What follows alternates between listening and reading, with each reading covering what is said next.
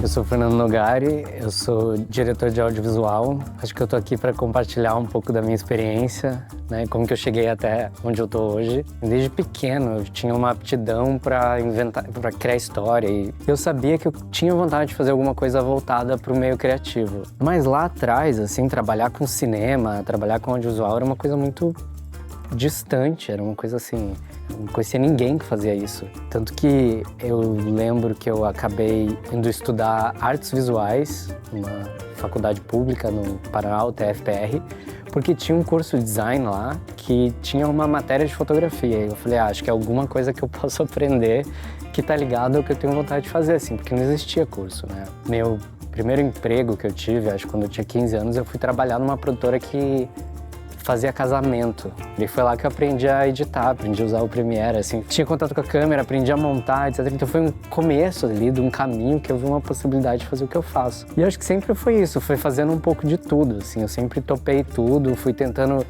cavar essas oportunidades para estar próximo, para estar dentro de um set. E eu cheguei a estudar, de fato, cinema mais adulto, assim, mas até então eu fui fazendo. Eu acho que muito da minha trajetória foi isso, pôr a mão na massa, assim, e fazendo um pouco de tudo. Eu sempre fui fazendo uns cursos, e num desses cursos que eu fiz até em Curitiba, era um curso com o Carlos Reigadas, o diretor mexicano, e ele falou, o Bellatar tá abrindo uma escola em Sarajevo, assim, e eu falei, uau, como assim, sabe? E assim, o Bellatar foi uma das pessoas que me inspirou a ter vontade de fazer cinema, e eu apliquei escondido de todo mundo, não falei pra ninguém. Quando eu fui aprovado, eles me avisaram com uma semana de antecedência que eu tinha que estar lá. E eu tive que mudar minha vida, assim, uma semana eu tive que avisar todo mundo e falar, eu tô indo pra lá.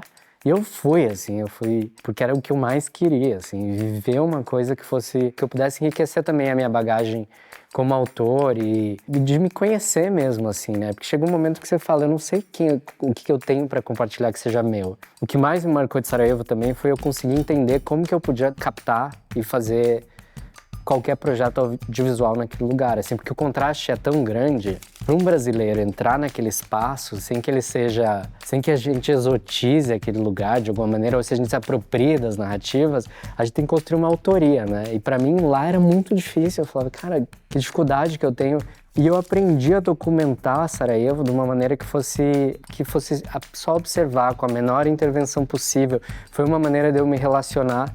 E eu acho que isso foi também um grande aprendizado que eu tive lá, assim, de como o espaço onde você está inserido, ele diz muito sobre a linguagem, de como você capta as coisas, né? Eu falo, a identidade. Eu tenho a sensação, quando eu filmo no Brasil, muito do Brasil, ele transpira para a linguagem do que eu estou produzindo, assim. E quando você chega num lugar estrangeiro, você precisa de um tempo para entender aquele lugar e como que a linguagem daquele lugar vai invadir, né? E como que você se apropria daquilo para que seja seu também. E Sarajevo foi isso, foram 3 anos e eu só consegui, de fato, produzir no meu último ano lá. Os 2 primeiros anos era um conflito intenso, assim, que eu falava, eu posso falar sobre isso, eu não posso falar sobre isso. Foi essa experiência doida que me marcou muito, assim, por isso, acho que mais qualquer outra coisa.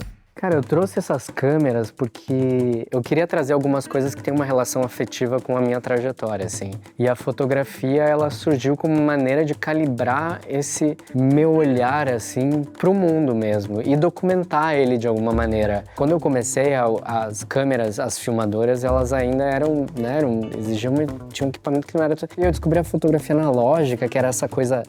esse material físico, e eu sabia que por ter essa fisicalidade, eu falei, eu consigo guardar isso. Eu consigo ter, que daqui 30 anos eu consigo olhar para trás e falar, nossa, já tive nesses lugares e essas foram as coisas que me interessaram. Eu gosto muito dessa fotografia espontânea, eu acho que isso está muito no meu trabalho também. Eu tenho um apreço pelo naturalismo, por essa beleza do que é espontâneo, que vem muito, acho, do point and shoot também, que são essas câmeras compactas. E eu tinha isso, assim, de estar num lugar, de repente você vê alguma coisa e fala, uau, e você fotografa aquilo. Muitas vezes no momento você nem percebe por que aquilo te interessou.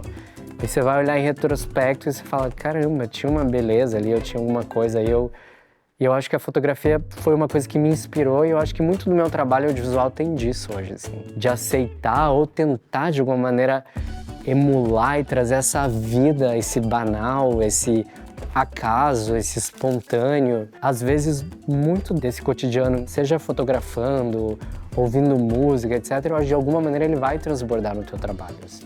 Cara, é muito difícil uma obra favorita. Eu tenho algumas. Pra mim, uma que foi muito marcante foi o clipe da Selena Gomez. Esse clipe ele foi marcante por várias razões, porque a gente estava vivendo uma pandemia, a gente não sabia se as coisas iam voltar a ser como eram antes, ninguém sabia. Mas eu recebo essa ligação do meu agente e falar, putz, tem um projeto aqui da Selena Gomez, que ela queria que todos os colaboradores fossem latinos. Ele me mandou assim e falou, acho que pode ser uma. E eu lembro que naquela época eu falei, cara, o que eu faço com esse projeto?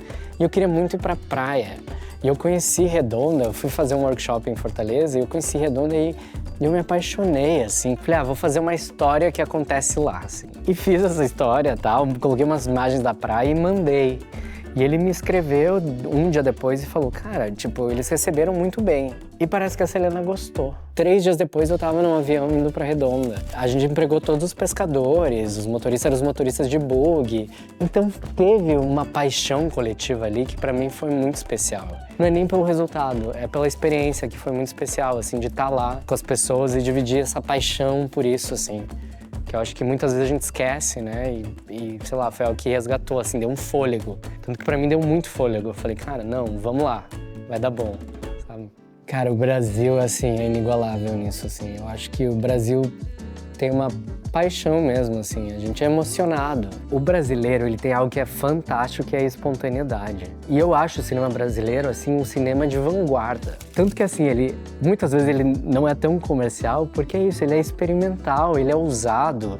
E eu acho que isso é o que mais me inspira no cinema brasileiro, assim. Eu falo essa liberdade. Tanto que todas as vezes que eu tentei sair do Brasil, eu não consigo. Eu falo, eu quero voltar. Tem uma magia que acontece aqui que não existe em nenhum outro lugar, assim, de verdade. O Brasil tem muito a ensinar aos outros lugares, assim. Eles têm muito a aprender com a gente, assim.